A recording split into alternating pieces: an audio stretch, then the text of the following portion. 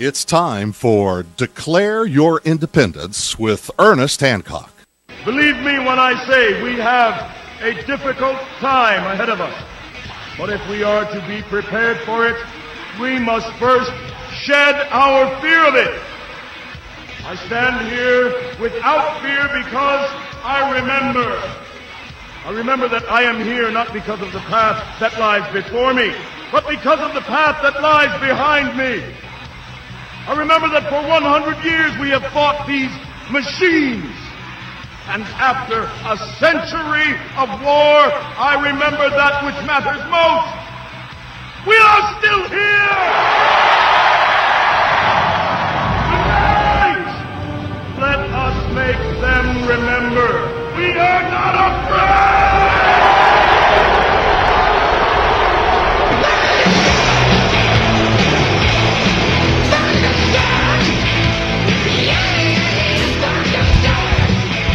Welcome to Declare Your Independence with me, Ernest Hancock. Today we're going to be talking about Libya and NATO.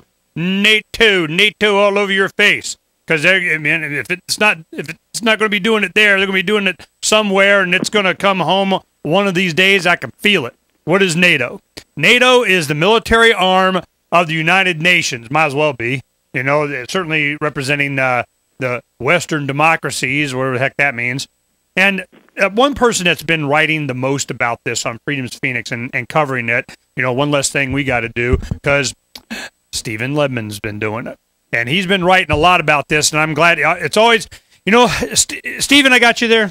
Yeah, you sure do, Ernie. It's great to be on with you. You know, Stephen, I always enjoy your writing. You're very passionate, and you get a lot of facts, and, of course, you have your perspective on it. You know, it's kind of like, you know, government could be doing it better with my tax money, and I'm like, how about government not doing it, and then I don't got to worry about them taking my tax money to do anything, so that's where we differ on that. But when it comes down to facts, you know, you're doing some studying. Now, I need, from the beginning to the end, there's a lot of things today.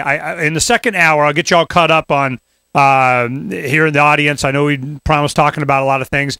Talk to you about the county attorney here is kind of trying to weasel out of debating Marc Victor. We'll see how that goes. He doesn't want it recorded. You know, so I'm like, how in the heck are you going to stop 500 ASU students from recording it? Unless you know, what are you going to do? Have the sheriff's department out there patting everybody down? I mean, you know, this could get fun. So I can see where this is going.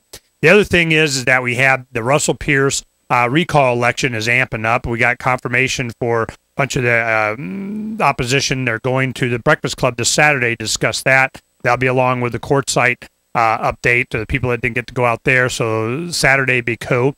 Then we're going to be talking about, I talked to Miss Shedlock today, and he's going on vacation. His wife, you know, got to do some doctor business and such, so he couldn't come on today, but we had a nice conversation about Bank of America.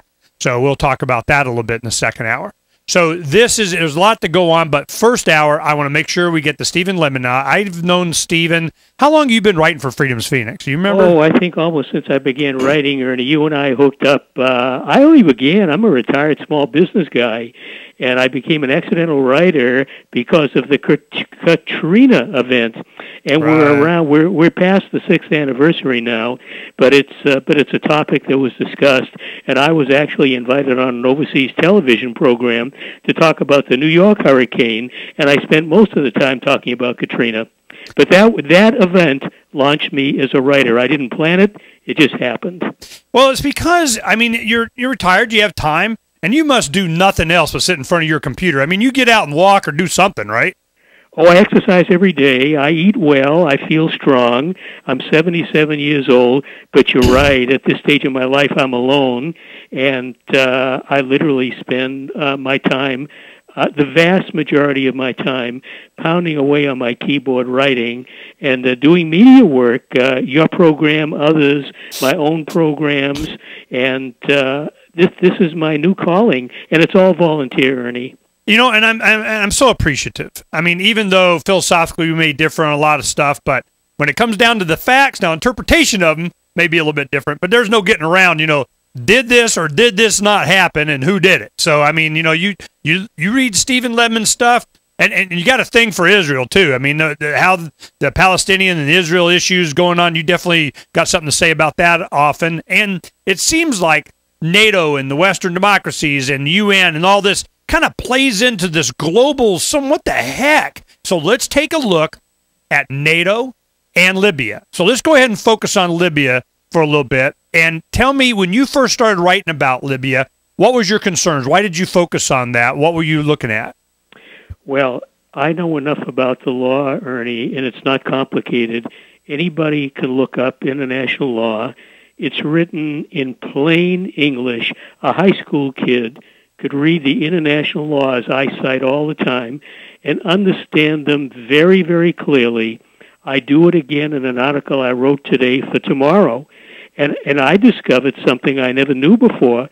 Well, let me just say when it's legal and when it is not legal to wage war. NATO is waging naked aggression, illegal war against a non-belligerent country. I don't say it. The UN Charter says it. It's in Article 7, Chapter 51, and in a word it says very simply that the only time one nation or a group of nations can attack another nation is if they are being attacked by that nation. And even then, they can only do it until the Security Council acts.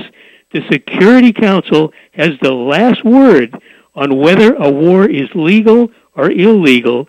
The Security Council did not authorize this war, or the Afghan war, or the Iraq war, or the Serbia-Kosovo war, or the Gulf War in 1991. They are all illegal, or the Vietnam War. They are all or the Korean Wars. They are all illegal wars. America has not fought a legal war since World War II, and that one had a lot of warts on it too, but we don't want to talk about that today. Well, this is my question. I can see why someone would make any kind of pulling at threads to justify doing whatever the heck they want. And they would do it for whatever benefit. And then you could look at the other side and say, nuh-uh, nuh-uh, nuh-uh.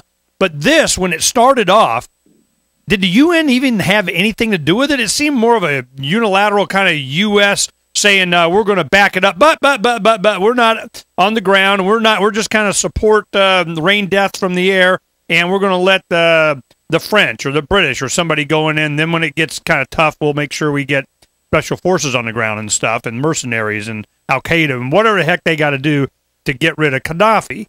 But I want to understand, what role did the UN have in NATO going into Libya? I don't remember it being really any. Well, there were 2 UN resolutions. They both were very unjustified, but there were 2 of them, Security Council resolutions.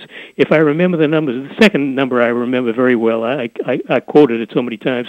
I think the first one was a few months ahead of the second one that came in March of this year. And 2 or 3 months before that, there was a Security Council Resolution 1970, I believe the number was. It was an arms embargo that nobody could supply arms to Libya, which means to anybody in Libya. That's what the resolution was about. The second one was Security Council Resolution 1973, and that was for a no-fly zone. Well, it passed because of a lot of strong-arming. China and Russia each or together could have vetoed it. They should have, because they knew exactly, they abstained. They knew exactly what would follow if that resolution passed, and that's exactly what did follow. But why? Because I remember that. That was my first question. I go, isn't Russia, China on the Security Council? Because they were having heavy-duty dealings with Libya. Heck, they had to evacuate a whole bunch of Chinese personnel once they started strafing. So what was the reasoning behind that? Well, that's a good question, and I asked myself that when it happened. Well, we're going into break, so go ahead and think about that, because I remember when that was done, and I go, well, I see what's coming. What was the negotiations behind the scenes with Russia and China? And at the time I opined, I go, I'll bet you China's saying, go ahead, have another war, make our job conquering the planet, or at least not worrying about you, easier.